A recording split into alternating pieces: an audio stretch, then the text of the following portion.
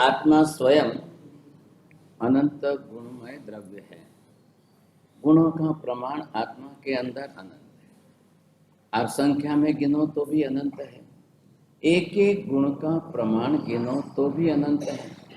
काल की दृष्टि से गिनो तो भी अनंत काल से है।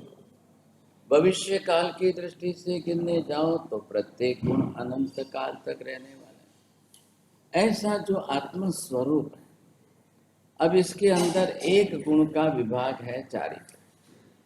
क्योंकि आत्मा के गुणों में ज्ञान दर्शन चारित्र आदि जो है, तो किस तरह से कैसे कैसे गुण, कितने गुण, कैसे गुण,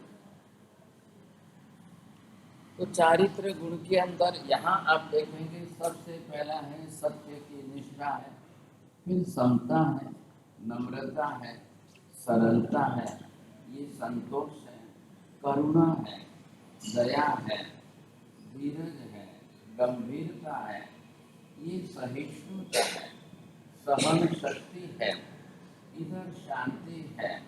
अब इतने गुणों का लिस्ट आप करते जाओ, करते। अब ध्यान रखिए, एक भी गुण कोई पुद्गलता तो है नहीं।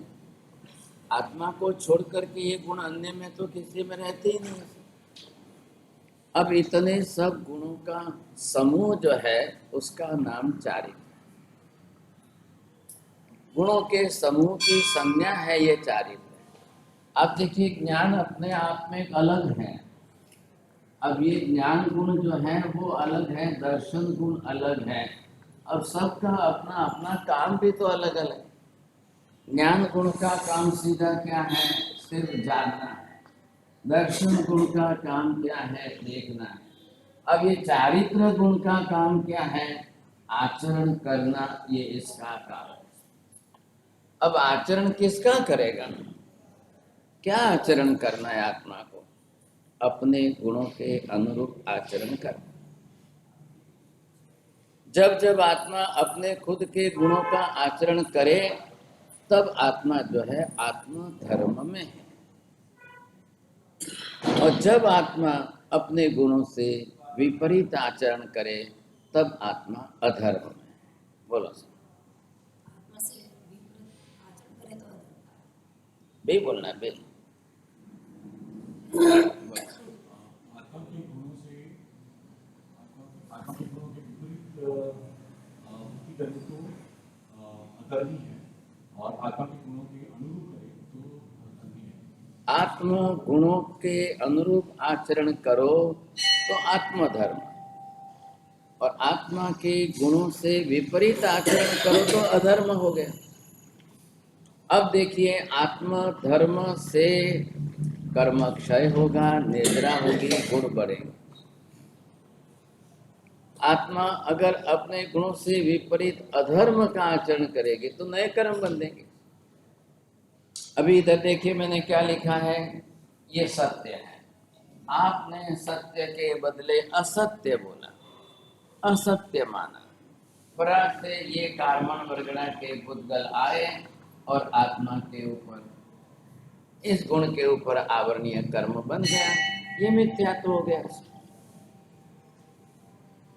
ऐसे ही सब गुणों के ऊपर होता है। जीव संसार में आत्मा गुणों से विपरीत आचरण ज्यादा करता है। अब विपरीत आचरण कर रहे हैं तो सभी कर्म बांध रहे हैं। अभी आपने सामायिक ले, ये है समता। समता गुण को बढ़ाने के लिए हम सामायिक करते हैं। इसलिए सामायिक करते करते करते समता के गुण की वृद्धि होती रहेगी। और जब समता की वृद्धि होगी तो कसाय अपने आप शांत होते जाएंगे। अब आप समता को ही नहीं बढ़ाओगे तो फिर आपके अंदर कसाय बढ़ेंगे। फिर कसाय तैयार है, फिर आद्वेष होने ही वाले हैं। आपको समता का गुण आचरण में लाना है। इसलिए भगवान ने आपको सामायिक व्यवस्था करके दी। तो प्रत्येक जैन का कर्तव्य अनिवार्य हो गया कि वो एक न एक सामायिक तो प्रतिदिन करे। सामायिक करनी अनिवार्य, दर्शन करना अनिवार्य, पूजा करना अनिवार्य। ये आत्मा के गुण हैं। अब जिस प्रकार के जैसे गुण है, गुणों के अनुरूप आप आचरण करते हो कि नहीं कर रहे, वो आत्मधर्म है। आत्मधर्म के अनुरूप आचरण होना चाहिए। और अगर हम नहीं करते हैं तो फिर ये कौन सा गुण है? सहन शक्ति। सहन करना आत्मा का गुण है। शरीर सहन नहीं करता है। शरीर जड़ पुद्गल परमाणु का पिंड है। शरीर क्या सहन करेगा? क्यों करेगा शरीर? किसको करना है? आत्मा को करना है। क्यों करना है? आत्मा का खुद का गुण है। अब यहाँ पर भगवान बता रहे हैं कि क्या क्या सहन करो, कितना सहन करो। इसका नाम यहाँ पर ये दे दिया है आपको, परिसह। अब परिसह का मतलब है कि सामने से कष्ट, तकलीफ, दुख आने ही वाली है। भले ही हो, कितना भी कष्ट आ जाए, कैसी भी तकलीफ आ जाए, परिस्थितियां सर्वथा विपरीत हो जाए, आप अपनी सहन शक्ति बनाए रखो। महावीर स्वामी ने 12.5 बरस तक इस प्रकार से मुख्य ऐसे 22 परिसहों का बरोबर सहन करने का काम किया। आत्मा के गुण है। अब संगम अपने मन में ठान कर आया है, एक रात में 20 उपसर्ग कर रहा है। अब महावीर ने देख लिया अपनी तरफ। दीक्षा लेते महावीर स्वामी को चौथा ज्ञान तो हो गया है। पहले तीसरा ज्ञान था, उसके पहले जन्मजात 3 ज्ञान है। अब भगवान जान रहे हैं कि भाई संगम को ये इस प्रकार की बुद्धि है, न तो मेरा कोई संगम के साथ 26 भवों में कोई संबंध है, न मैंने कभी संगम का कुछ बिगाड़ा, कोई हमारा संबंध नहीं, कोई लेन देन नहीं। 26 भवों में संगम का जीव कहीं नहीं आया। 26 भवों के अंदर गौशाला कभी सामने नहीं आया, कोई लेना देना नहीं। अब उसकी दुर्बुद्धि हुई है। उसको जो है देवलोक के अंदर इंद्र महाराज, वहां देवलोक में मनुष्यों के गुणों का वर्णन करे, वो उससे सहन नहीं हो रहा है। हमारे में जो ईर्ष्या द्वेष भरी रहती है, तो हम पराये के गुण को सहन नहीं कर सकते, किसी के यश कीर्ति को सहन नहीं कर सकते, किसी का विकास ज्यादा हो और मेरा विकास न हो तो हम सहन नहीं कर पाते हैं। ये ईर्ष्या तत्व अंदर पड़ा है। अब इसका करना क्या? अब जैसे भी वो परिसहन कर रहे हैं, संगम किसी भी प्रकार का कष्ट, तकलीफ, दुख दे रहा है, तो भगवान अपनी तरफ से बिल्कुल मौन रह करके, ध्यान में स्थिर होकर के शांति से सहन कर रहे हैं। इतना सहन कर रहे हैं, तो इधर देखिए, अब सहन करने से क्या हो रहा है? अब उनके खुद के कर्मों की निजरा हो रही है। ये जो नेत्रा, नेत्रा का मतलब क्या हो रहा है अंदर से? नेत्रा એટલે શું થાય છે? જૂના પાપો आत्मा के साथ बंधे हुए कर्म के अंदर जो कार्बन वर्गना के पुद्गल परमाणु है, वो बिखर करके आत्मा से बाहर निकल जाते हैं। ये शब्द का अर्थ हुआ नेत्रा। बोलो का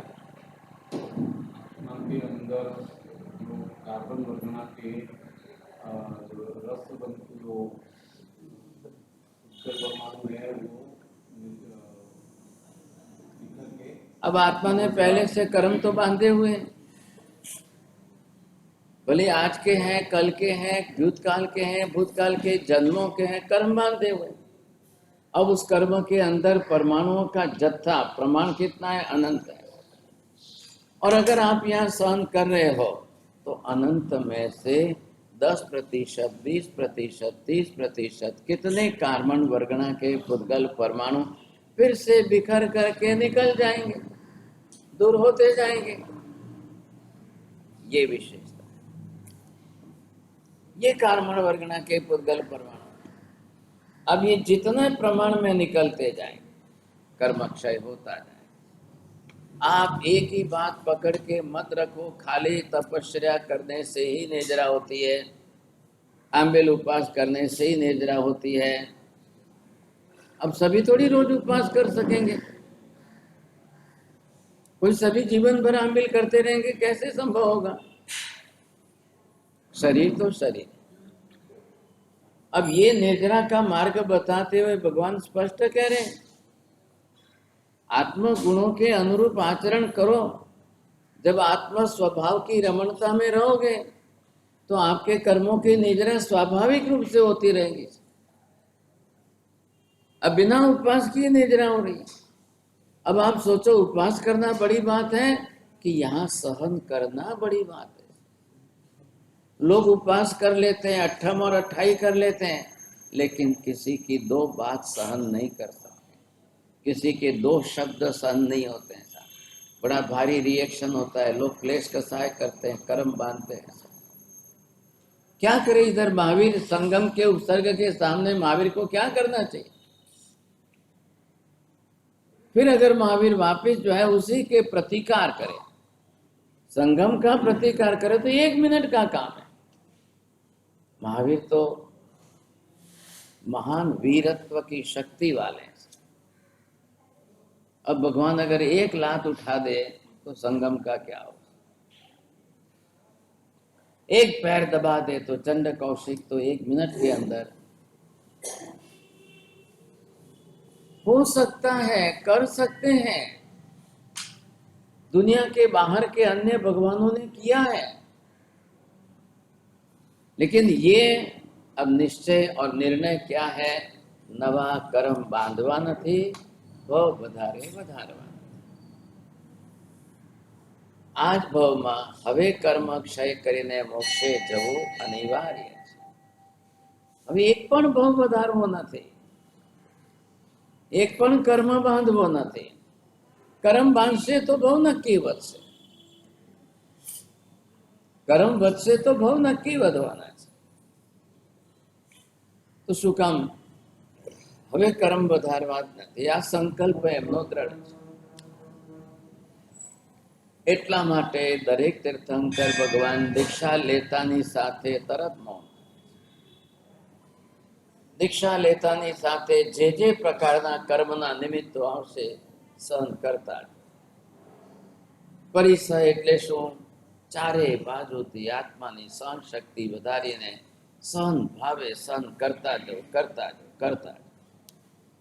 એક પણ વાતનો પ્રતિકાર કરવો નહીં, કઈ કોઈ જાતનો પ્રતિકાર કરવામાં રાગદ્વેષ જોઈએ છે। પ્રતિકાર કરવામાં પોતાને ફરી ક્લેશ કસાય કરવો પડે છે, અને એ ક્લેશ કસાય કરવામાં ભારે કર્મ બંધાય છે, અને કર્મ બંધાશે તો બહુ વધવાનું છે। આ વાત નક્કી છે।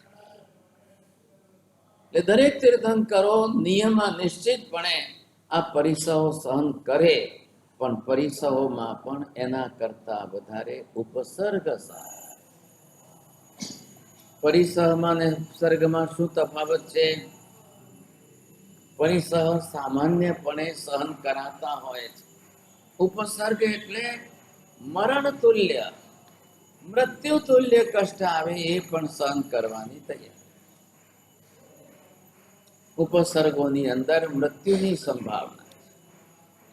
महावीर को जितने उपसर्ग हुए उसमें से एक उपसर्ग कोई हमारे ऊपर हो जाए तो अभी मृत्यु हो जाए। महावीर स्वामी का तो पहला प्रथम संग्रहण था, प्रथम संस्थान था, इसलिए उनको ज्यादा मृत्यु जैसा कोई भय नहीं रहा, क्योंकि ये बहुत निश्चित है। अब रूप से किसी भी रूप में कर्म क्षय करके केवल ज्ञान पाके मोक्ष में जाना ही जाना है। अब इसमें कोई दो राय। तो भी अब करने वाले तो करेंगे। एक तरफ 23 तीर्थंकर और एक तरफ अकेले महावीर स्वामी। आदेश्वर भगवान का 6वां अवस्था का काल 1000 बरस का होते हुए भी आदेश्वर भगवान को जितने उपसर्ग नहीं उससे 1000 गुने तो महावीर स्वामी को सिर्फ 12.5 बरस में हो गए। अब कहा 1000 बरस का काल और कहा महावीर स्वामी का सिर्फ 12.5। 1000 बरस किसको कहते हैं? लेकिन सिर्फ 12.5 बरस में आदेश्वर भगवान से 1000 गुना उपसर्ग हुए, परिसर आए सब। परिसर तो बहुत छोटे छोटे होते हैं। मच्छर काटता है ये भी परिसर है, आपको पसीना होता है ये भी परिसर है, और पसीने वाले शरीर पर रास्ते की धूल मैल उड़े ये भी परिसर है, आपके शरीर पर मैल चिपक जाता है ये भी परिसर, कपड़े लगते आपके मलिन मैल हो जाए ये भी परिसर, गर्मी के दिनों में गर्मी लगे ये भी परिसर है, ठंडी के दिनों में ज्यादा ठंडी लगे और वस्त्र कम हो ये भी परिसर। कितने हैं? अलग अलग प्रकार के सब 22 परिसर आएंगे। जो दीक्षा लेने वाला है पहले उसको समझ लेना कि दीक्षा પછી આ તો તકલીફો આપણા જીવનનો એક અંગ બનવાની છે। दीक्षा लेने पहले कभी सुख की कामना करना मत, सुख की प्रबल इच्छा करके दीक्षा लेना मत। प्रबल सुख की इच्छा करके दीक्षा लोगे और फिर कल बोलोगे मेरे से सहन नहीं होता है, तो मरीचि ने जैसे त्रिदंडीपना धारण किया सा, क्यों सारण किया, क्यों त्रिदंडी बने? परिसर सहन नहीं होते थे, बात इतनी। परिसर सहन नहीं हो रहे थे और मन विचलित होता जा रहा था, ऐसी परिस्थिति में रास्ता निकाल करके त्रिदंडी बन गए। कौन है मरीचि? आदेश्वर भगवान के शिष्य भी हैं, आदेश्वर भगवान के पौत्र भी। अब साथ में हजारों साधुओं के बीच में आदेश्वर भगवान ने दीक्षा ली, तब 4000 लोगों के साथ दीक्षा, और इन 4000 के अंदर ये भी एक साथ। अब क्या करें? 4000 के अंदर ये जो साथ में है, अब इनका थोड़ा विचलित पना दूर हो गया, अलग हो गए, तो विचलित होने के कारण इन्होंने अपना वेश ऐसा बना लिया कि मुझे ज्यादा सहन न कर, नहीं सहन हो रहा। परिणाम ये आया कि त्रिदंडी पने के संस्कार बन गए, कर्म बन गए। 1 भव, 2 भव, 3 भव, 4 भव, 5 भव, 6 भव, 7 भव, तो त्रिदंडी पने के संस्कार में भी गए। नहीं तो इतने भव नहीं बढ़ते थे, इतने भव बढ़ने का कोई कारण नहीं था। लेकिन मरीचि के भव में त्रिदंडी बना लिया, तो फिर अगले भव में वापिस त्रिदंडी बने, फिर त्रिदंडी बने, फिर त्रिदंडी बने। कोई कारण, कोई प्रयोजन। एक वक्त आत्मा भूल करे छे, कर्म बांधे छे, कर्मना संस्कार आत्मा पर रही जाए छे। एक कर्म भवांतરમાં વારંવાર બીજા ભવમાં, ત્રીજા ભવમાં, આગળના ભવમાં સાથે આવે છે અને ફરી ફરી કર્મ બંધાતા है। एक कर्म की परंपरा चलती है, कर्म के संस्कार चल रहे हैं आपके साथ। ऐसा यहाँ पर ये दूसरा अध्ययन जो बता रहे हैं, परमात्मा ने कहा हम सबसे पहले इन 22 प्रकार के परिसरों को सहन करते रहेंगे तो हमारी निर्जरा वैसे ही स्वाभाविक रूप में होती रहेगी। कर्म कर्म के रूप में है, अगर आपने सहन करके इनको घटाया तो अच्छी बात है, नहीं तो फिर ये कर्म साथ में बने रहेंगे, तो भवांतर में और दूसरे भव में, तीसरे भव में साथ में आते भी रहेंगे। ऐसे कर्मों का क्षय वैसे भी करना तो कैसे करेंगे आप, किस तरह से करेंगे? समझ के रखिए साहब। बाहर के परिसर कौन से हैं? शरीर के ऊपर आने वाले ठंडी गर्मी आदि के, मच्छर काटने आदि के परिसर सब बाहर के। आंतरिक परिसर में कोई आपको 2 शब्द गाली दे दे, वो भी आपको परिसर लगता है। इसलिए मैंने कहा कि भाई कोई 2 उपवास करे, 3 करे, 28 करे, वो अपनी भूख प्यास को सहन कर ले, चलेगा। लेकिन किसी के शब्द सहन नहीं होते, किसी के शब्द सहन करने बहुत भारी पड़ जाते हैं, और तब हमारी आत्मा विचलित हो जाती है, बहुत डर, बहुत मुश्किल होता है। मान अपमान को सहन करना बहुत मुश्किल हो जाता है। आमनु सम्मान थयो ने मारू नहीं थयो, इनको मान मिला और मेरा अपमान हुआ।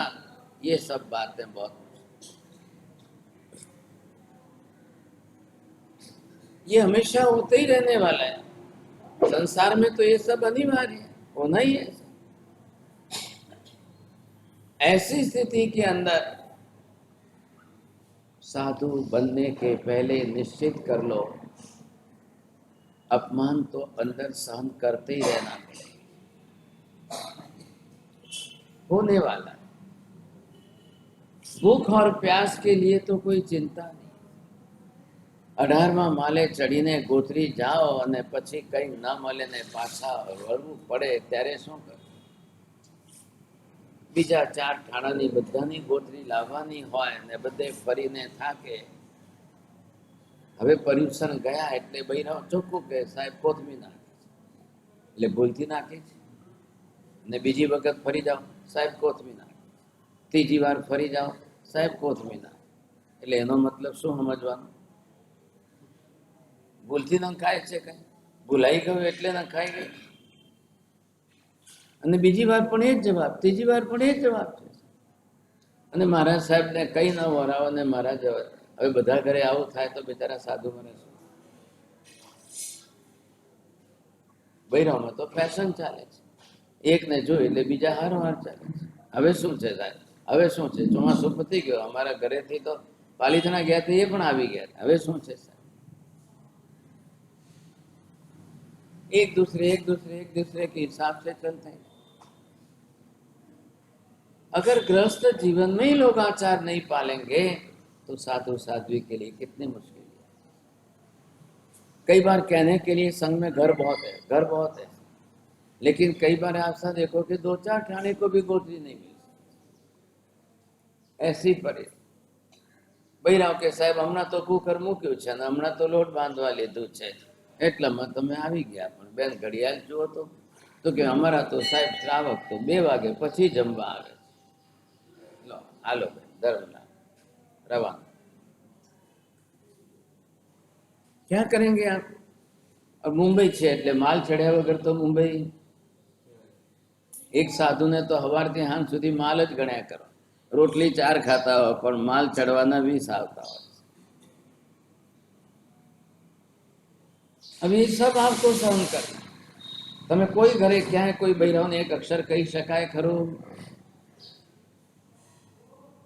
ભૂલે ચૂકે ના કહેવાય। એક અક્ષર કહેવા જાઓ તો કાલે આખા ગામમાં ઢોલ વગાડી દે, આ તો કોણ કહેવાય? શેઠાણી કહેવાય, ખ્યાલ આવે? ऐसी परिस्थिति भागशाली। अब साधु साध्वी जाए तो कहाँ जाए, क्या करे? लेकिन साधु के लिए क्या है कि भूख और प्यास भी सहन करना अनिवार्य। गर्मी के दिनों में 20 किलोमीटर विहार करो और फिर वापस सुबह जाकर के विहार करोगे। अब 9 बजे पहुंचो और 9:30 बजे घड़ा हाथ में लेके जाओ तो भैरव ने खबर पड़े महाराज આવ્યા છે। ઘડો હાથમાં જુએ છે, મહારાજ ખાલી ઘડો લઈને ફરી રહ્યા છે, તો કેટલા તો હવે નવા જવાના, પાણી મૂકું પાછો બીજી વાર ત્રીજી વાર એક જ પ્રશ્ન, મહારાજ મૌન રહે તો કલાક પછી જાઓ કે સર મેં પૂછ્યું તમે કઈ જવાબ તો દીધો નતો, તમે હા પાડી હોત તો હું મુકત ને સાહેબ, ખોટો અમારે ગેસ બાળવાનો ખોટો। એટલા એક્સપર્ટ છે, એટલા બધા એક્સપર્ટ આવે, क्या करवा? स्वयं समझ नहीं है कि महाराज घड़ा लेकर के घूम रहे हैं और कहीं नहीं मिल रहा है, અને છતાંય પાછા 3 વખત પૂછે છે અને મહારાજ હા પાડવા જોઈએ કે નહીં? મહારાજ કહે કે મૂકો તમે, આટલી ગતાગમ નથી? અને પાછા કલાક પછી જાઓ, બેચારા 20 કિલોમીટર ચાલીને આવ્યા, 9:30 વાગે નીકળ્યા, 10:30 થઈ ગયા। તમે આ તો પાડી નહીં, તમે તો કીધું નહીં કે મૂકો, તો હું શું કરું?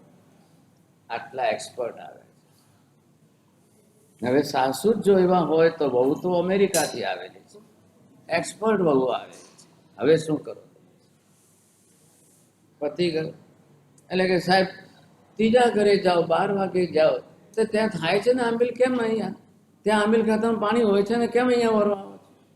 હવે આવું પણ સંભળાવે છે એક્સપર્ટ લોકો, સાહેબ પાણી વાણી કઈ નથી, બીજું તો કે દાળ તો ને ભાત તો હમણાં કુકરમાં છે. ત્રીજું તો કે લોટ તો હજી બાંધ્યો નથી. ચોથું તો કે ખાખરો તો સવારમાં જ છોકરાઓ ખાઈ ખલાસ થઈ ગયા. એક પણ જવાબ તમારી પાસે તમે જુઓ આમ વિશેષતા છે. અને સૌથી મોટો તો કાકા સંસ્કાર વગરનું સંગ હોય એટલે આપણે કઈ બોલાવવા નહીં, વિનંતી કરવી નહીં, પૂછો નહીં, ગાંઠો. મહારાજને ગરજ હશે તો આવશે, જોઈશું. एक एक एक एक संघ के हम तो सब जगह जाते हैं, विहार करके सब जगह जाते हैं. भले इधर पास में बिल्डिंग है, उधर पास में बिल्डिंग है, इधर पास में कौन पूछे ने कौन बोलावे ने कौन કહે છે. હવે શાસ્ત્ર અમને કહે છે કે સાધુ મહારાજને કોઈ વિનંતી ન કરે, બોલાવે ત્યાં સુધી ન જવાય. અને હવે મુશ્કેલી સંઘ એવા આવી ગયા સાહેબ, લોકો એવા થઈ ગયા કે કોઈ કરતા. અને હવે તો નવી વિશેષતા આવી ગઈ કે મહારાજ આવી ગયા છે સોસાયટીમાં ઉપર નીચે તો દરવાજો બંધ કરી દે, દરવાજા જ ના. હવે આવી વિशेषता આવી. इन परिस्थितियों के अंदर अब साधु महाराज अपना परिसर सहन करने का धर्म निभा रहे. બહુ ઓછા કાકા, બહુ ઓછા. અમે પણ અહીંયા આવે ને ચોમાસું તો 3.5-4 મહિના પછી વિહાર કરશું તો કોઈ ને કોઈ સાધુ સાધુ ભેગા થશે, પૂછશે તો ખરા કેમ લાગ્યું અરુણજી, કેમ છે, મામલતદારનો સંઘ કેવો છે, ત્યાંનો સંઘ કેવો છે, પૂછે તો ખરા. એકબીજા સાધુ સાધુ ભેગા થાય એ કે અમે ત્યાં જઈએ છીએ, અમે ત્યાં જઈએ છીએ, અમે વિહાર કરીને જઈએ છીએ. કોઈ પૂછે તો ખરા. અમારે તો કે તમે તો 2 જણા, અમારે તો 10 જણા છે. હવે અમને શું કહેવું? કઈ કહેવાય, કઈ બોલાય, કઈ કહેવાય ખરું તમે? ના કેમ છે વ્યાખ્યાનવાણીમાં આખો સંઘ કેવો સરસ રસિક છે ને. એટલે હું એમ કહું કે પેલા કાકા જે આવે છે થોડી વાર બેસે ને તરત રવાના, એમ બોલું. અહીંયા શેઠાણીઓ ડોશીમાં બધા એવા છે કે ગમે ત્યારે આવે ને ગમે ત્યારે હાલતા થાય. એવું મારે કેવું. સંઘની ઇજ્જત શું વધારું મને કહો? શું સંઘની ઇજ્જત વધારે? કઈ રીતે કેવું? નહીં, અરે કેવું પડે કે આ સંઘમાં સાહેબ વ્યાખ્યાન વાણી માટે તો આમ તૂટી પડે છે, વ્યાખ્યાન માટે તો આમ જ્યારે ખાસ એમ કહું જઈને એક સંઘ की शोभा जिसमें. કાલ જે મહારાજ આવે અરુણ વિજય, તમે તો અમને કીધું બહુ સારો સંઘ છે, બહુ સારો. ને અમે તો 10-12 ઠાણા બેહાડી રેખે બેસી રહીએ, ના તો કોઈ પૂછે, ના કોઈ ગોતરી પાણી, ના કોઈ. અમે તો સાંજે જ રવાના થઈ ગયા, બીજા દિવસે જ રવાના થઈ ગયા. તો શું હાલત? અમને ઠપકો આપે એ જુદા પાસે. એટલે અમારે એમ ઈચ્છા મી દુઃખ સાહેબ સંઘ તો બહુ સારો છે અમારે, આપણે તો એમ જ કહેવું જોઈએ બહુ સરસ સાહેબ, બહુ સરસ. ક્યાં રસ્તા હે ભાગશાળી, અપનાવો. મોટા મધેરાશ્રય જગવલ્લભમાં ત્યાં જાઓ તો કે સાહેબ હવે બહાર ક્યાં જશો, ભોજનશાળા છે ને અહીંયા સાહેબ. શું કરે સાહેબ, એ પણ શું કરે, ક્યાં લઈ જવા સાહેબ, ક્યાં લઈ? પેઢી ઉપરથી કહે કે સાહેબ વોચમેન છે ને સાહેબ લઈ જાઓ સાથે, ત્યાં દેખાડે. ऐसी परिस्थितियां जब आए तब क्या होगा? बड़े बड़े संघों की एक हालत हो गई. अब घरों तकलीफ થાય એટલે ઘણા ટ્રસ્ટીઓ કે હવે રસોડું ખોલો ને ભાઈ, 4 મહિના મહારાજને બોરા રસોડા. બીજું શું? ચડાવવા તો બોલે જ, ચડાવવામાં તો આવક થઈ જાય છે. 1 મહિના એમના તરફથી, 1 મહિનો એમના તરફ. પેલા રાજી થાય કે આપણને કઈ વયાવટનો લાભ મળતો હશે. કોણ જોવા આવવાનું છે, કોને ખબર? अब ये सब चल, फिर भी साधु को सहन करने का कहा यह नहीं. प्रार्थना समाज में भागशाली हूँ 22वां माले वरवा गया. एक भाई के कोई दाड़ो साहब कोई आता नहीं थी. पंचरत्न में कौन आवे साहब, कौन साधु? 22वां माले कौन आवे? बरसों पहले की बात है, मैं भी छोटा था तो गया ऊपर. और जैसे ही गया तो वो भाई साहब आगे चढ़ करके अपना फ्लैट खोल के अंदर चले गए और बाकी के सब बंद. और वो दरवाजा खोले ही नहीं. अब किस फ्लैट में जाना, कहाँ वरने? 2 मिनट 5 मिनट 10 मिनट कोई अजाण्या कोई बीजानो फ्लैट खोलावे, दरवाजो खखड़ाओ तो शू थाय? 5 मिनट हो गई, 7 मिनट हो गई, 10 मिनट हो गई, पत्ता ही नहीं. 22वां माले लई गया पछी दरवाजा बंद અને કઈ કરતા કઈ નહીં. એટલે હાલ પાછા ઉતરો. फिर वापस चुपचाप नीचे उतर जाओ. पगथिया में तो कोई भूते न मिले. પાછા ઉતરીને દેરાસરે આવ્યા છે. હવે એ ભાઈ તો મોઢું જ ન બતાવે. મહિના પછી ઓચિંતા ક્યાંક સામે ભટકાઈ ગયા તો કે સાહેબ હું તો ઘરમાં ગયો ને મારા ઘરવાળા એવી ફાયરિંગ કરી કે કેમ લઈને આવ્યા મારા. કેમ પણ શું થઈ ગયું સાહેબ? વર્ષોથી કોઈ તેનો લાભ નથી મળતો એટલે હું તો ભાવનામાં આવીને વિનંતી કરીને લઈ ગયો ને મને તો એટલો ઠપકાર્યો બૈરા હોય કે કેમ લઈને કેમ આવ્યા. પૂછવું તો જોઈએ, કહેવું તો જોઈએ, પૂછવું જોઈએ પછી લાવવા જોઈએ. તમને તો ગાન પણ સૂજ્યું છે. દેરાસરે ગયા ને પૂજાના કપડામાં મહારાજને મળે લઈ આવ્યા. એમ લવાતા હશે? પહેલા કહેવું તો જોઈએ. ચલો ભાઈ, ભગવાન બોલો. અમારા કરતા તો એમને વધારે સહન કરે. મેં કહ્યું ધન્યવાદ ભાઈ, અમને તો ખાલી 22 માળા ચડવાનો જ ફક્ત, પણ તમને આટલી ફાયરિંગ સાંભળવાની પણ છતાંય તમે ક્ષમતા રાખીને સહન કરો. પછી મેં કહ્યું શું જવાબ દીધો? તો કે સાહેબ એમને હાથ જોડ્યા કે બીજી વાર મહારાજને નહીં લાવું એમ કરીને રાજી કર્યા. હવે હું હિંમત નથી કરતો કોઈ સાધુને ફરી બીજી વાર લઈ જવાની હિંમત નથી. अब ये परिस्थितियां भागशाली, आप विचार करो कैसी परिस्थितियां, क्या करेंगे साहब, क्या करेंगे? अब मॉडर्न पद्धतियों की सोसाइटियों, श्रावक के घर तो कैसे होने चाहिए? अभंग द्वार लिखा है, श्रावक के घर गोदरी पानी के समय दरवाजे खुले. श्रावक श्राविका तो इंतजार करे साधु महाराज के भाई આપણે કઈ નહીં તો ભલે એક અડધી રોટલી પણ સુપાત્રમાં પડી જાય તો આપનું કલ્યાણ. इतनी सद्भावना. लेकिन अब कलयुग आ गया, बहुत भारी कलयुग. यहाँ पर किस किस प्रकार से कैसा सहन करना, कितनी वस्तुएं सहन. बाह्य परिसर सहन करने बाहर के निमित्त, आभ्यंतर परिसर अभ्यंतर के निमित्त. कहीं किसी गांव में जाओ और मान सम्मान आज भी ज्यादा होते हैं. कहीं किसी गांव में जाओ और धर्म के प्यासे लोग आज भी मिल जाते हैं. आप चले जाओ आंध्र में, आप चले जाओ कर्नाटक के बाहर के और महाराष्ट्र के अंदर भीतरी गांव में जाओ तो जो साधु के लिए तड़पते हैं. कोयमतूर गए थे, वहाँ से केरला में मदुरई जाने वाले थे, लेकिन वहाँ थोड़े कम्युनल राइट्स के कारण नहीं गए तो कोयमतूर तो जाओ था. लोग पीछे पड़ जाते हैं इतने साधु साधियों के लिए वैयावत करने के कभी जिंदगी में देखने को नहीं. ऊटी, ऊटी जो है बड़ा हिल स्टेशन है, लेकिन गांव तो है, संघ तो है, मंदिर तो है. वहाँ पर जैनों के श्रावकों के घर हैं. आपके लिए ऊटी खाली हिल स्टेशन है, लेकिन साधु साध्वी जाते हैं तो 100 घर की बस्ती है, लोग रहते हैं, मंदिर है, समाज है. तो वो भी अपेक्षा रखते हैं कि नहीं. कभी अभी कल परसों यहाँ रत्नागिरी से आए थे, बढ़िया अच्छा मंदिर है, समाज का बहुत अच्छा है, लेकिन वो चारों तरफ पहाड़ियाँ ही पहाड़. 100 किलोमीटर तो आपको घाटियों के अंदर ही चलना. अब कौन साधु साध्वी जाओ? मुंबई की तरफ से जाओ, पुणे की तरफ से जाओ, या कोल्हापुर की तरफ से जाओ, या गोवा की तरफ से जाओ, घाटियों और पहाड़ियों के बीच में से सिवाय कोई रास्ता नहीं. और 100 किलोमीटर तक आपको घाटियों में, दुर्गम स्थान है. फिर भी अभी कल वो बोलते थे हमारे ત્યાં 19 ठाणा साध्वी जी છે, ચોમાસું है, फिर भी जा रहे हैं, फिर भी हो रहा है. अब कितनी चिंता करते होंगे, कैसे ले जाते होंगे, कैसी व्यवस्था करते होंगे साथ. ऐसी स्थिति के अंदर अब बरसों के बाद कभी कोई आ जाए, कोई चले जाए, समझे कि नहीं, तो उनके भाव, भक्ति भाव बहुत अच्छे, काफी. અને ઘણી જગ્યાએ ઘણું અતિરેક થઈ ગયા પછી હવે સાધુ સાધ્વીઓ પ્રત્યે કોઈ ભાવ સદભાવ રહેતો है. ये तो हमारा तो जंक्शन है, यहाँ तो आते जाते रहते हैं साहब, कोई रस रुचि नहीं रहती.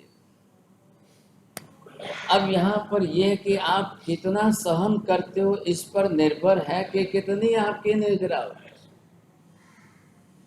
22 परिसરની ગણતરી સંવર ધર્મમાં થાય છે. 57 ભેદ જે સંવરના કયા છે એમાં 22 तो आ सहन करवाना आवे. ये सब आपके तो संवर से मतलब क्या हुआ?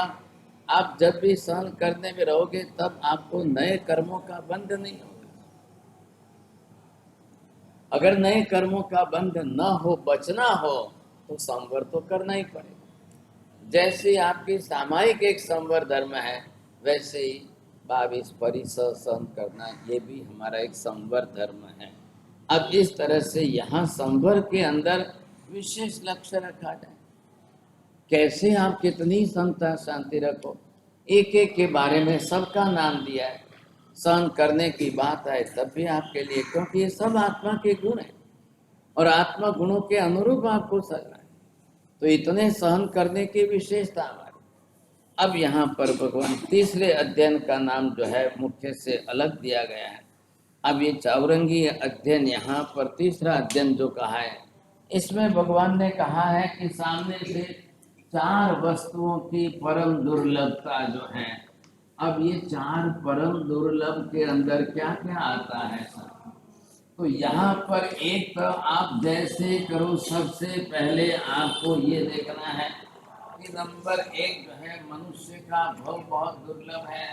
अब धर्म का श्रवण जो है वो बहुत दुर्लभ है। तीसरे नंबर पर श्रद्धा जगना और भी दुर्लभ है।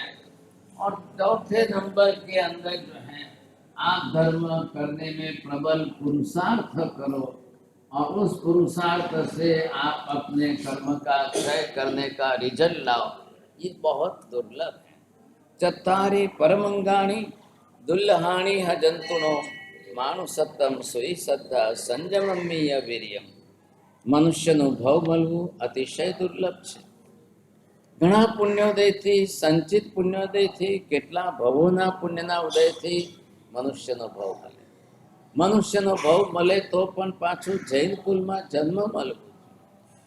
જૈન કુલમાં જન્મ મળે તો દેવ ગુરુ ધર્મની આરાધના ઉપાસના થાય અને હવે ધર્મનું શ્રવણ કરો, सांभळवू अतिशय दुर्लभ। आप देख रहे हो इतना बड़ा संघ है आपका, 700 घर का संघ है, स्वामी वात्सल रखो तो अभी देखो 2-3 हजार लोग, लेकिन जिन वाणी श्रवण करने की बात आए तो मुश्किल हो जाए।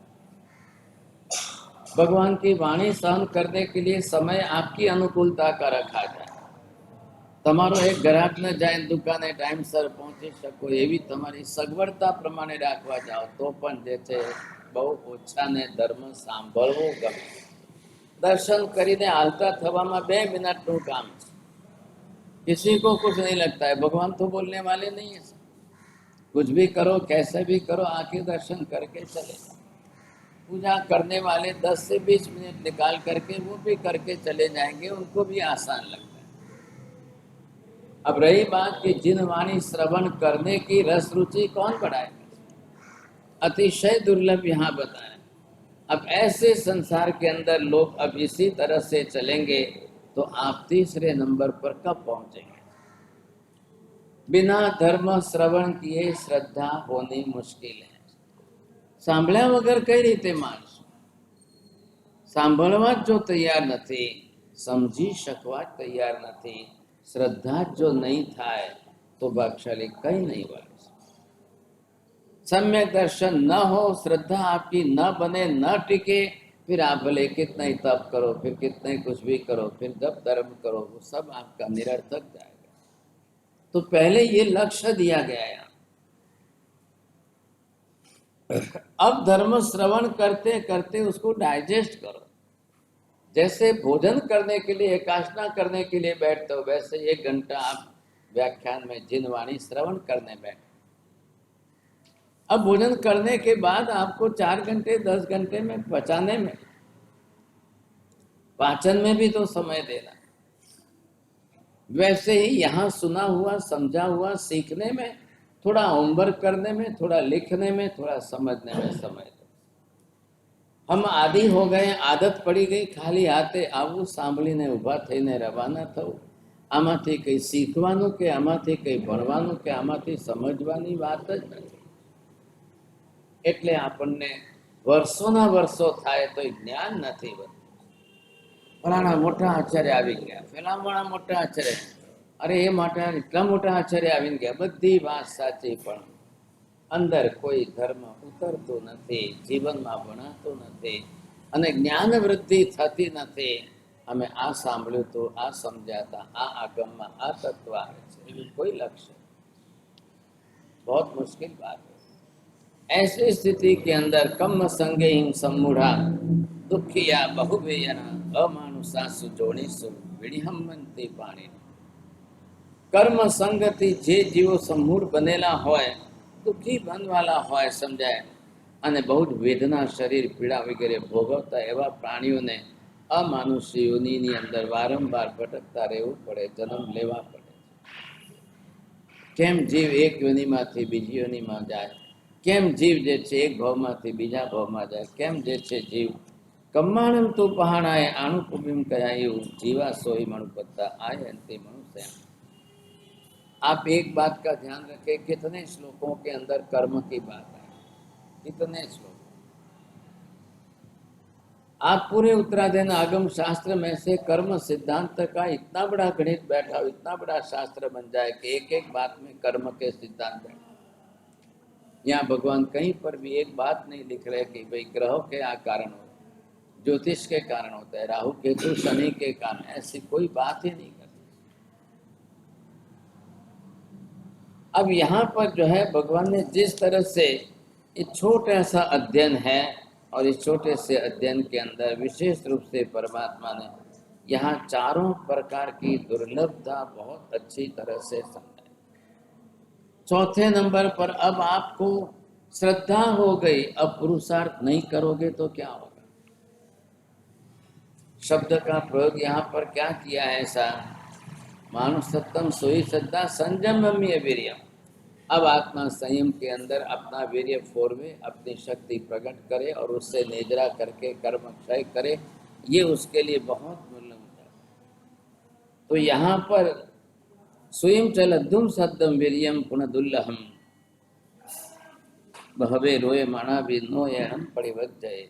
ધર્મ સાંભળી લીધા પછી, સમજી લીધા પછી એને પોતે પોતાના આચરણમાં લાવવું બહુ મુશ્કેલ થઈ જાય છે. बिना आचरण में लाए आप अपने कर्म क्षय कैसे करोगे. धर्म खाली सुनने की चीज नहीं है. धर्म सुनकर समझकर श्रद्धा कर अब आचरण में ला. आप जो भी कुछ करना चाहो, लेकिन सम्यक दर्शन के इस श्रद्धा से अगर आचरण आपका सुधर जाता है तो फिर आपके लिए कर्म क्षय करना बहुत आसान है. क्योंकि ये धर्म ऐसा है कि जो मोक्ष मार्ग के रूप में है. कल हमारा मोक्ष मार्ग जो है इस तरह से आगे बढ़े तो आत्मा भी कैसे विकसित हो ये सुनना है. अच्छा, यहाँ पर भगवान ने जो मुख्य रूप से लौकिक सामग्री आदि की बात की, इन चारों प्रकार की दुर्लभता को समझ करके विगिंच कमुणो हे उम जसम संचीर्ण खंति ए शरीरम पार्वम हिच्चा उड्डम पक्कमई दिन से. अब जो कर्म के हेतु को ढूंढ करके खास करके क्षमा के रूप में संयम के एकत्र कर और विषय पृथ्वी विकार भूत जो है इस शरीर को त्यागने का और शरीर का त्याग करके आत्मा को मोक्ष मार्ग के ऊपर चढ़ा, ये लक्ष्य लेकर के यहाँ पर चले. अब यहाँ पर भगवान ने विशेष रूप से ये सारांश मैं कह रहा हूँ छोटी थोड़ी बात के, यहाँ आगे चल करके अब चौथा अध्ययन जो है वो और विशेष रूप से भगवान कह रहे हैं. अब चौथे अध्ययन के अंदर असंख्य अध्ययन जो यहाँ पर दिया गया है, अब इस अध्ययन के अंदर भगवान ने अलग से बात विशेष की है. असंख्यम जीवियम मापमाये जरोवणियम हुनत्थितस ए अम विजाना ही जने भक्ते किन्हु विहिंसा अजया कहिंते.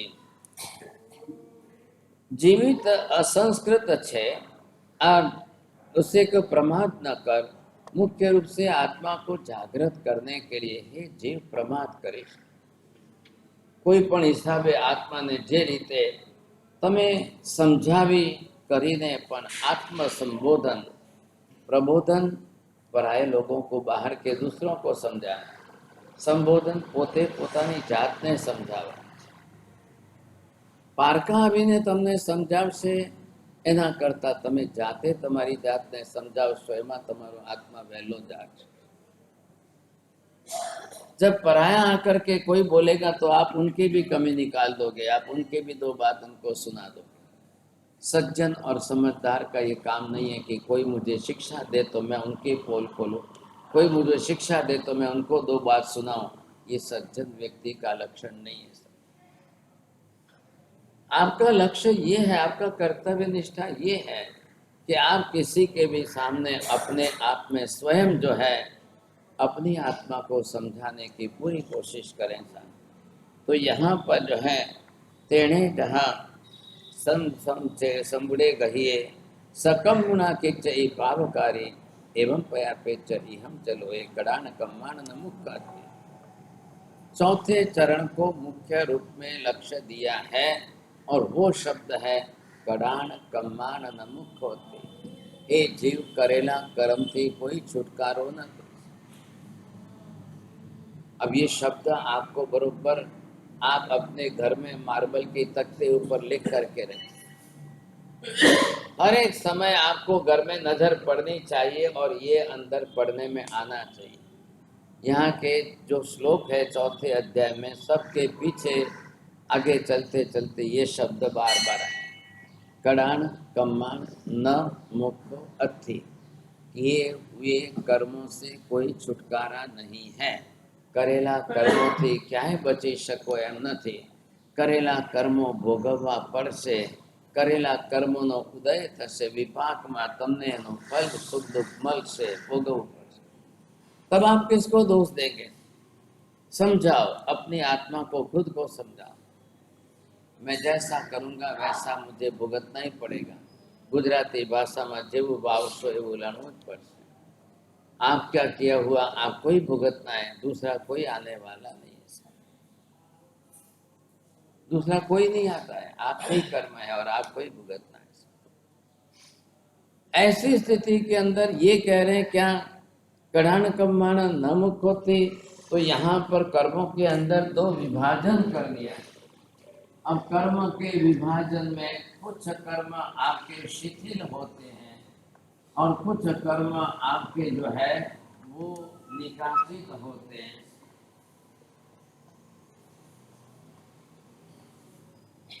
अब निकासित का अर्थ जो है ये हो गया कि ये कर्म आपके लिए ज्यादा सॉलिड है। अब इतने कर्म इजीली जल्दी से क्षय हो सके ऐसी संभावना नहीं है। शिथिल कर्म ऐसे हैं कि ये आप चाहो तो बिना भोगे ही यहाँ पर उनकी उदीर्णा करके आप कर्म क्षय कर सकते। शिथिल मतलब इतने ज्यादा सॉलिड नहीं है साहब, आप चाहो तब उदीर्णा करके निद्रा कर सकते हो, ये कर्म क्षय हो सकते। लेकिन कर्म की क्वालिटी शिथिल है, आप अगर कुछ भी नहीं करोगे तो नहीं होगा, आप उदीर्णा नहीं करो तो नहीं होगा। आपने 28 की, आप 28 पचक रहे हो। 28 मतलब ये नहीं कि आपने किसी को खाने के लिए अंतराय किया इसलिए 8 दिन आपको खाने को नहीं मिल रहा है, ऐसा नहीं है। अब आप 28 को उदीर्णा धर्म बनाकर स्वेच्छा से संकल्प कर लो, हूँ आ 28 मारा कर्मोने खपाववा माटे करूँ छूं। जे कर्मो हजी उदयमां નથી આવ્યા, કાલાંતરમાં ભવાંતરમાં ક્યારે ઉદયમાં આવશે એની ખબર નથી। એ ઉદયમાં આવવા પહેલા જ હું આજે ખપાવી લો, इसका नाम उदीर्णा है। तो जब आप उदीर्णा करते हो तो ये संकल्प, अब आप टारगेट करो, फोकस करो पर्टिकुलरली, मारे आ कर्मोनी निजा करवी छे, मारे आ कर्म। लगभग आप सामान्य रूप से देखोगे तो 90% कर्म हमारे शिथिल होते हैं। शायद किसी के 5% और शायद किसी के 10% कर्म ही निकाचित हो। किसको निकाचित कहते हैं?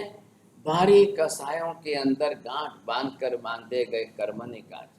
बोलो,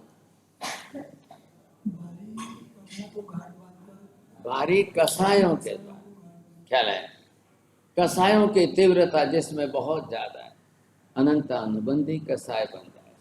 मरी जैस तो एना घरे तो पग नहीं मूको, मरी जैस पर कोई संजोगों में। अब ये जहां गांठ बांधी जाती है वो कर्म आपके निकाचित तो बस तकलीफ है। गांठ खोलने की तैयारी रखो, कई वांधो नहीं, चालो हवे आपने काले जे बात थी भूली जाओ, बस पति થઈ ગયું ને, બોલાઈ ગયું ને, બની ગયું ને, થઈ ગયું, ચાલો હવે ભૂલી જાઓ। आप 2 दिन बाद, 4 दिन बाद, 10 दिन बाद सामने से मिच्छामी दुक्कड़म करके फिर उस बात को भूलने की कोशिश करो। एना માટે ભગવાને મિચ્છામી દુક્કડમનો ધર્મ આપ્યો છે।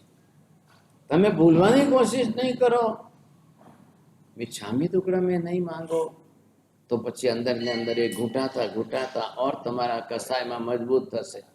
જવા દો ને, મૂકો ને, શેનો મિચ્છામી દુક્કડમ, હવે देखा जाएगा, अगले परमिशन देंगे। ये ऐसा करने पर फिर वो कर्म अंदर जाकर पड़ा पड़ा पड़ा पड़ा निकाचे। मिच्छामी दुक्कड़म का अर्थ ही है कि तुरंत मिच्छामी दुक्कड़म बोल गए नहीं, व्यवहार पूरा हुआ ऐसा नहीं, अंदर से उस विषय को भूलने की कोशिश करना है ताकि दोबारा रिपीट ना बातें दोबारा रिपीट ना हो। इसके लिए अगर आप भूलते हो तो फिर वो क्लेश कसाय आपका बढ़ेगा नहीं तो फिर बढ़े। जब आपका क्लेश कसाय जो हुआ था, जैसा हुआ था, जिसके साथ हुआ था, फिर बार बार में जब आएगा, याद आएगा, फिर सोचोगे, फिर विचार करोगे, फिर उसी तरह से नया कर्म बन जाएगा। एक बार का ही कर्म था, वो बना तब 10% ही था, लेकिन बार बार उसी को याद करते हुए मानसिक विचारों के कसाय में आपने और 10 गुना बांधा। ये गलती बहुत ज्यादा होती, इसलिए भगवान ने कहा तरत मिच्छामी दुक्कड़म आपीने शांति करी लो तो घणुं सारूं। लेकिन सब नहीं कर पाते हैं, ये तकलीफ। अब ये 90% के शिथिल होते हुए भी सभी खपाने को तैयार नहीं। अब पता तो नहीं चलेगा, लेकिन जैसे ही आप निद्रा करने के लिए बैठोगे तो कर्म की निद्रा होती रहेगी। फोकस करो पर्टिकुलरली के आज कर्म, तो उस कर्म का बरोबर निवारण। तो यहाँ पर ये बताया गया कि हे जीव, जिस तरह से असंख्य जीवियम माप, अब संसार के अंदर तो बार बार जन्म तो लेना ही पड़ेगा, संसार में तो बार बार आएंगे, फिर बार बार जन्म लेंगे, फिर मरेंगे, जीवन तो बिताते जाओगे, ये तो चलता ही जाएगा, चलता ही जाएगा। कब इसमें से आप बाहर निकलोगे पहले ये देख। अब जीवों को समझाते जाइए। श्री कृष्ण अर्जुन में को कह रहे हैं, महाभारत में वो अलग बात होगी, कर्मण्येव अधिकारस्ते मा फलेषु। यहाँ महावीर तो अलग ही बात कर रहे हैं, कैसे कर्म किस कक्षा के बनते हैं, उसके हिसाब से किन कर्मों का निकाचना होती है कि नहीं होती है, सब देख। वहां अर्जुन को श्री कृष्ण कह रहे तारे कई पंचायत नहीं करवानी, तू तारे तारू करतो रे, फल आपવાનો મારા હાથમાં છે, મારે જોવાનું છે તને કયું ફલ આપવું, કેવું ફલ આપવું છું। તો કે ભગવાન તમે તો ગજબ કરો છો, તમારી મરજીથી ફલ આપો છો, અમારી કરણી જોઈને પણ ફલ નથી આપતા, અમારી કરણી જોઈને ફલ નથી આપતા, છતાંય તમે તમારી મરજીથી આપો છો, તો પછી મતલબ ભગવાનને રાજી કરવા ધર્મ કરવો છે, ये हिंदुओं के बात है। वो लोग सब कैसे भी करके भगवान को राजी करने का धर्म करें।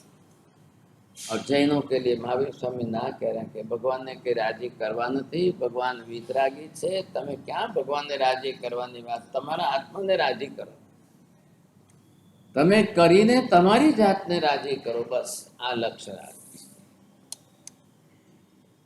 लेकिन समझ नहीं होने के कारण, इसका पक्का ज्ञान नहीं होने के कारण शिथिल कर्म होते हुए कर्म क्षय कर नहीं सकते लोग, निजरा करके आत्मा को मुक्त कर नहीं सकते। कैसे होगा? आत्मा कैसे बचेगी, कैसे उसमें से बाहर निकलना कैसे? जब जे संख्य तुच्छ पर ते पिज दोषानुरया गया पर जा ए अहम में ते दुगंच मानो कंखे गुणे जाव शरीर। अब एक बहुत छोटा सा अध्ययन दिया है, केवल सिर्फ जो है 13 गाथा का यह अध्ययन,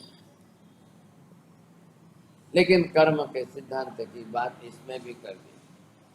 अब 5वां अध्ययन जो है खास करके हमको दे रहे हैं पंडित मरण का अध्ययन। अब मरना तो सबको है, सब आज नहीं तो कल, एक न एक दिन तो सबको मरना है। मरने के अंदर आप किस तरीके से मरते हो ये देखना है आपको। तो यहाँ मृत्यु के निमित्त को भी अलग अलग तरीके से यहाँ पर बात की कि मरण जो है, अब आप किस मरण से कैसा मरण, तो ये यहाँ पर आपको दिया है कि बाल मरण है, ये पंडित मरण है। यहाँ पांचवा अध्ययन जो है मुख्य रूप से इसी विषय का दिया है, पंडित मरण का अध्ययन दिया।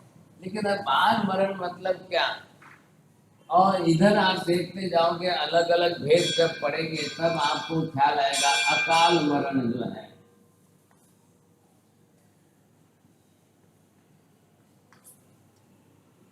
मृत्यु का काल पूरा भी नहीं हुआ और मर रहे हैं। आयुष्य का काल पूरा नहीं हुआ है, जीवन लेकर आए हैं, लेकिन आयुष्य पूरा होने के पहले ही आप, ये यहाँ जन्म हुआ था, अब आयुष्य आपका जिस तरह से जैसा चल रहा है, ये भी अपने आप में कर्म है। अब ये आपने उपार्जन तो किया है, आप चल रहे हो, मरण तो आना है, यहाँ पर मरना है, लेकिन कल आयुष्य को तोड़कर आप यहाँ मर जाओ, तब ये मृत्यु आपकी यहाँ आ जाएगी। ये जीवन के 20 वर्ष आपके जो है निरर्थक चले। अगर आप इन 20 वर्षों के अंदर और जीते तो शायद और क्या करें। अब ये आयुष्य टूटने का निमित्त है, तो जरूरी नहीं है कि 20 वर्ष पहले ही टूटे। कई लोग खा पी करके तोड़ देते हैं, तो वो 40 वर्ष पहले ही मर जाते, जबकि लेकर आए हो आयुष्य 100 वर्ष का और 40 की उम्र में मर रहे, तो मतलब क्या हो। कोई खाई पीने मरे छे, कोई नेचुरल कैलामिटीज में जाए छे, कोई प्राकृतिक प्रकोप में मरे, कई तरीकों से लोग मर रहे हैं, कई कारणों से। जल्दी मरता है तो आयुष्य कर्म उसका कम नहीं होता है, इसके लिए मरता है कि टूटता ही नहीं, वहाँ टूटता है, चालू है आपके पास आयुष्य तो रनिंग है, पूरा है, व्यवस्थित है, 100 बरस चल रहे हैं। अब कोई कारण कितने हो गए साथ। मैं तो चाहता था आयुष्य कर्म समझाना, लेकिन अब क्या है, कर्म ग्रंथ विषय चला, 1 महीना और लग जाता है आयुष्य कर्म। अब ये उत्तराधन पूरा होने के बाद आप याद कराना, थोड़े दिन आयुष्य समझा। यहाँ बात किसकी करें कि बाल मरण, अनसमझू में मरण, न समझते हुए, न जीवन का महत्व समझाना, आयुष्य की कदर की, आपने अपना जीवन पूरा कर दिया, अज्ञानता में मर गया, न धर्म करके मरे, न आयुष्य को समझ करके, न जीवन की कदर की, न आपने अपने मनुष्य जन्म की इतनी ऊंची कदर की और आयुष्य पूरा हो गया, क्या फायदा। अज्ञान मरण मत करो, अज्ञान बाल मरण है। जैसे बालक अज्ञानी है, नासमझ है, वैसी हमारी हालत हो जाती, ऐसा नहीं होना चाहिए। तो मुख्य रूप से आत्मा को समझाया है। ये अध्ययन 5वां भगवान कह रहे हैं, पंडित मरण की बात की, अन्नवंशी महोहंसी एगे तिन्ने दुरुत्तरम तत्थ एगे महापन्ने इमं पन्हा मुदाहरे। महावीर कह रहे हैं, हे गौतम, आज महापुरुष दुख रूप से करी सतरिश का ऐसे संसार समुद्र को प्राप्त करके, अरे बहुत बड़ी प्रज्ञा वाले जीव जो है, तीर्थंकर भगवंत ने प्रश्न ने अब संति में दुहे दुवे ठाणा अखाया मरण अंतिया अकाम मरणम चेव सकाम मरणम तहा। आगे चल करके इसी को 2 शब्द और अलग कर देंगे। एक मरण जो है वो हो जाएगा अकाम मरण, जो है उसको भी कहा है, और इधर दूसरा जो है दूसरे श्लोक में लिखा है सकाम मरणम, स्वेच्छा पूर्वक की मृत्यु। आप कैसी इच्छा रखते हो, कैसा मृत्यु आप चाहते हो, आखिर आप जानते हो कि मृत्यु ये क्या है। जब यहाँ आपकी मृत्यु होगी, ये एक दरवाजा है, बस आपको इस दरवाजे में प्रवेश करना है, यहाँ से दूसरा जन्म शुरू होगा, फिर यहाँ से दूसरे जन्म में जाना है, तो मृत्यु आपको दूसरे जन्म में जाने का दरवाजा। एक बिल्डिंग से दूसरी बिल्डिंग में जाने के लिए भी दरवाजा है, एक गली से दूसरी गली में जाने का दरवाजा। एक जन्म, एक जीवन हमारा पूरा हो रहा है, हम दूसरे जीवन में जाएंगे। जीवन तो ऐसे ही जाना है। तो मृत्यु के सिवाय तो आप दूसरे जन्म में जा नहीं सकते। और ये शरीर एक जीवन का, एक गति का शरीर लेके दूसरी गति में नहीं जा सकते। जिस योनि में पैदा हुए वहां का शरीर लेकर आप दूसरे भविष्य की दूसरी योनि में नहीं जा सकते। किसी के लिए भी, देवलोक से देवता हो कि नरक का नारकी हो कि मनुष्य तिर्यंच हो, सबके लिए एक नियम, एक शरीर का, सबके लिए एक नियम।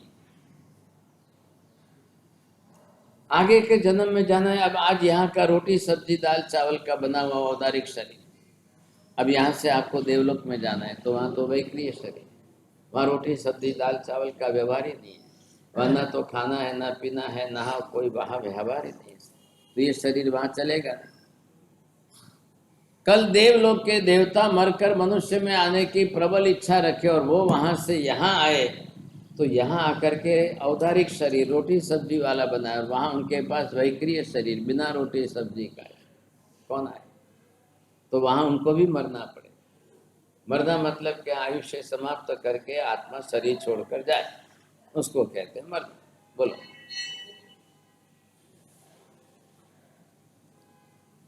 आत्मा मरकर शरीर छोड़कर जाए, अधूरू नहीं बोलो।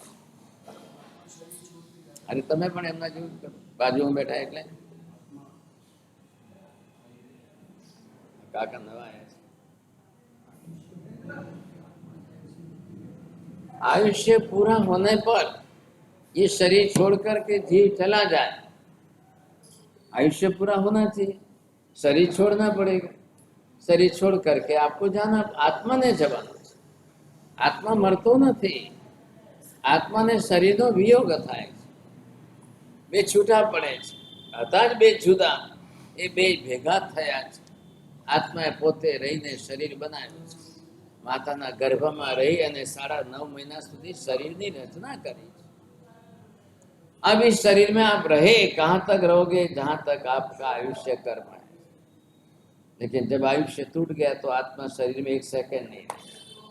भले પછી હોસ્પિટલમાં ડોક્ટર પૈસા કમાવા માટે વેન્ટિલેટર રાખે, 2 દિવસ રાખે, 4 દિવસ રાખે, મરી ગયા ને 2 દિવસ થઈ ગયા તો ઓલું મશીન છે એટલે આમ હાર્ટમાં જે છે ફૂલાવે, બસ એમને શું ફરક પડે? મહિનો રાખો ને ભાઈ, તમે જે છે ઓક્સિજન સપ્લાય થયા કરશે ને હાર્ટ ફૂલ્યા કરશે, લોકોને લાગે છે કે આ શ્વાસ ચાલે, જીવે છે જીવે છે। તો મરી ગયા ને 2-3 દિવસ। ધીરુભાઈ અંબાણી મરી ગયા તો પેલા ભાઈ પાછળથી એમને કહે છે કે હમણાં નહીં ડિક્લેર કરતા, હમણાં નહીં ડિક્લેર કરતા, બહુ મોટા માણસ છે, મારે બહુ બધી તૈયારીઓ કરવી પડે। तो 3-4 दिन रख लिया, क्या फर्क पड़ता है? वेंटिलेटर लगो और सिलेंडर लगाते जाओ, चलाते गाड़ी चलाते रहे, ऐसा ही होता रहे। फिर जब उन्होंने बोला कि हाँ हवे बधी तैयारी थी गई, मंडप मंडप बंधाई गई, पब्लिक गाड़ी डिक्लेर कर नाखो, हवे डॉक्टर हवे डिक्लेर। जीव तो नहीं रुकेगा, जीव ने तो जिस समय शरीर छोड़ना था छोड़ दिया। अब ये तो बाहर का मैकेनिज्म मशीन का लाया कि जो शरीर के अंदर लंग्स को फुलाता रहे, श्वास देता है, और कुछ। अब पंडित मरण का मतलब क्या है कि आप ज्ञान में, ध्यान में, स्वाध्याय में, चिंतन में, मनन में, तप में, धर्म आराधना करते मरो, तब आपका पंडित। पंडित मरण का मतलब पंडित है, मरने में भी जो पंडित बन गया है, समझदार बन गया है, जान समझ करके अपना आयुष्य पूरा। अकाम मरण के अंदर कुछ भी धारणा नहीं है, रोते चिल्लाते कैसे भी मरो, वेदना पीड़ा शरीर की सहन करते करते हाय हो करके मरवा। अनिच्छा होते हुए भी मरना नहीं चाहते हैं, लेकिन अब क्या करें, बच भी नहीं पाते हैं। कैंसर हो गया, ऐसा महामारी हो गई कि रोग ऐसा हुआ कि जो आपका जीव लेकर के ही जाए। अब आप क्या करो? रोग बीमारियां ऐसी है कि वो आयुष्य होते हुए भी अशाता वेदनीय का प्रमाण बढ़ गया तो आपका मृत्यु निश्चित हो जाए। ऐसी स्थिति के अंदर बेचारा दुखी होकर रो रो करके मरे, दुखी होकर के अपना आयुष्य पूरा करे, ये सब जो है स्थिति उसका बहुत बिगड़ने वाली। अशातानी वेदना तीव्र होय, घर परिवारना संजोगो एवा होय, बीजानी हाथे राग द्वेषना कसायोनी गांठो बांधी होय, क्या करवा। ऐसे समय में मृत्यु के अंतिम समय के अंदर ज्यादा से ज्यादा अर्थ ध्यान, ज्यादा से ज्यादा लोगों को अर्थ ध्यान, और अर्थ ध्यान के समय इधर सावधानी रखिए साथ, ये लास्ट काल आपका अब ऐसा है, यहाँ कहीं ना कहीं आगे के अगले भव का आयुष्य बंद होने वाला है। बिना आयुष्य साथ में लिए आप दूसरे भव में जा नहीं सकते, तो वहां जाकर जियोगे कैसे। जीव माता के गर्भ में तो आ गया, अब वो आयुष्य नहीं है उसके पास, साथ में नहीं है, तो 2 सेकंड भी नहीं जिएगा, फिर वहां जाके तुरंत मरना पड़ेगा।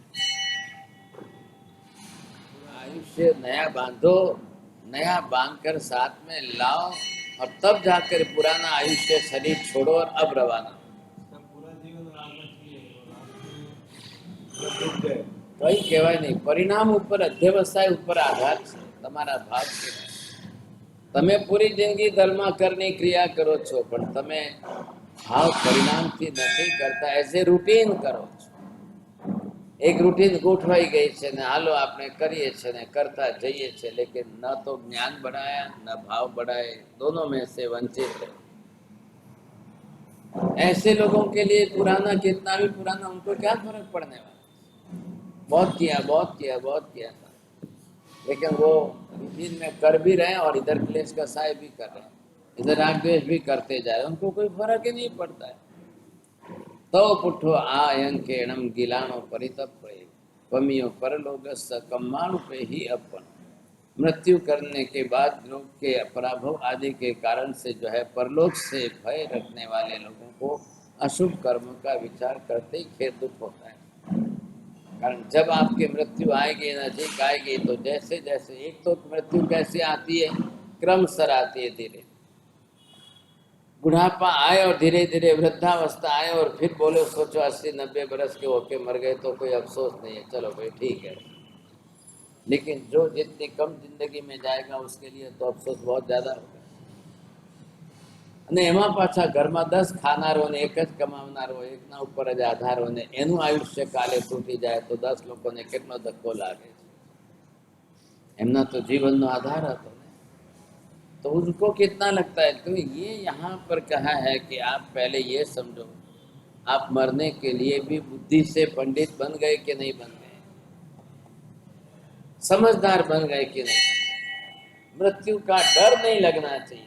जैन किसको कहते हैं, मृत्यु नो डर नहीं, मरवानो तो छे ज, अवश्य भावी हतो. અમે મરીએ છીએ પણ સમજીને મરીએ છીએ પણ નવા કર્મ બાંધીને નથી મરતા. ખ્યાલ આવ્યો. જૂના કર્મ ખપાવતા ખપાવતા મરીએ છીએ, वो सबसे बड़ी विशेषता है. आयाणम नरयम नाय एज तणाम अवी गुंची अपनो पाए दिनम दुवेच्छ होयम. किस तरह से जीवों को ये समझना चाहिए कि धन धान्य परिग्रह नरक रूप जान करके तृण समान समझ करके कैसे त्याग कर. लक्ष्मी संपत्ति बधी छे, हाय वो ना करो.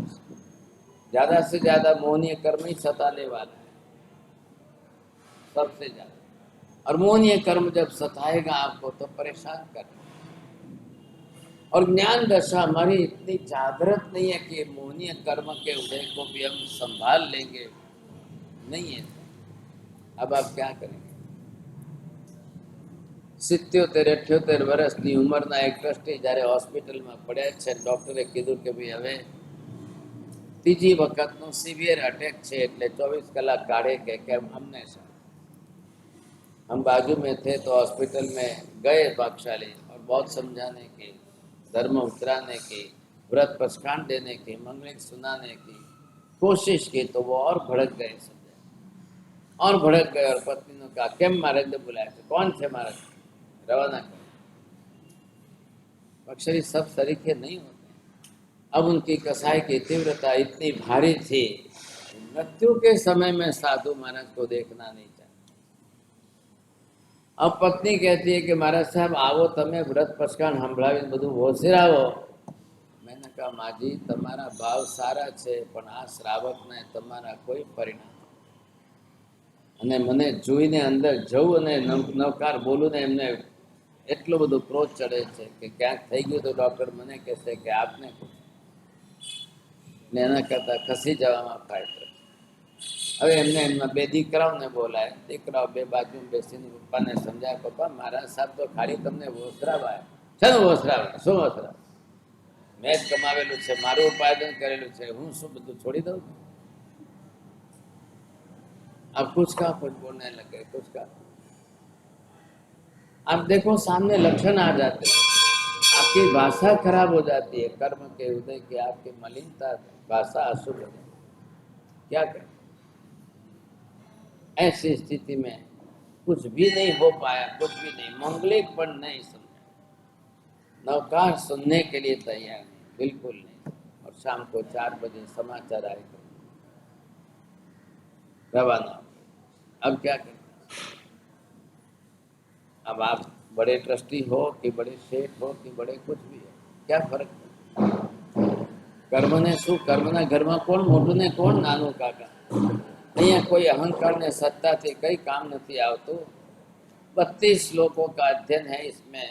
अहकालम निसंपत्ते अभायाय समुदय सकाम मरणम मरई तिन्नम अन्नयम। कम से कम आप पंडित मरण की कक्षा प्राप्त करो, स्वाभाविक रूप से जो है सहज मृत्यु को, मृत्यु से विचलित होने की बात मत करो। कुछ भी हो, समझदारी अपनी रहे कि मृत्यु आपका बिगाड़ ना सके। एक कर्म से बीजा कर्म जेम था ये पण कर्म आए, उदय में आया चला जाएगा, उसके कारण राग द्वेष क्यों करें, क्लेश कसाय करके कर्म क्यों बांधे? 6 अध्ययन 5 अध्ययन हो रहे हैं, फिर आगे 6ठा अध्ययन करेंगे, थोड़े थोड़े रोज करते जाएंगे। एक एसेंस आपको दे रहा हूँ, एक जनरल आइडिया दे रहा हूँ, क्या अध्ययन है, कैसा विषय है, क्या बताया है, हर चीज डिटेल में पढ़ने जाए तो 1 बरस लग जाए। अच्छा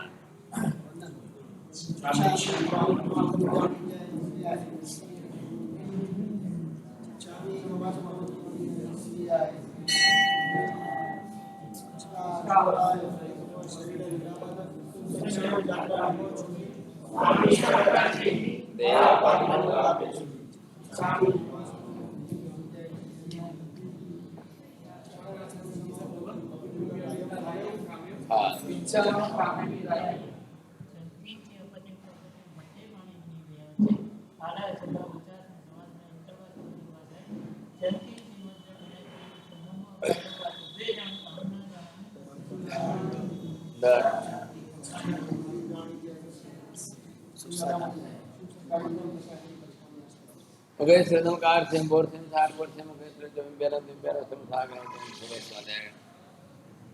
आये मिलम बचका विगम सागरम लेवालम गया तो सफेद तोड़ी दीवार में सुबह सो जाना। एक आस्तम भी आस्तम बचका है दिव्यम प्यारा संगम सागर नावटम संगुरु धनवारी दम सुबह सो जाएगा ना। पानस लेन च बहु लेन वास से तनवास से सुरे गए अब दम बचका है दिव्यम प्यारा सागर बारी दम सुबह सो जाना। पानहार बोर से 60 बोर से सुरे गए सागरम सुबह सो जाएगा ना।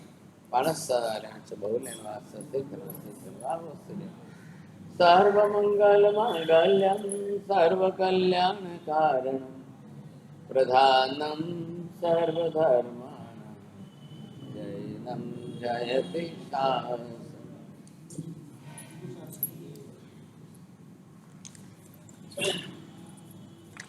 तो धन्यवाद सर, बैठा तो सही।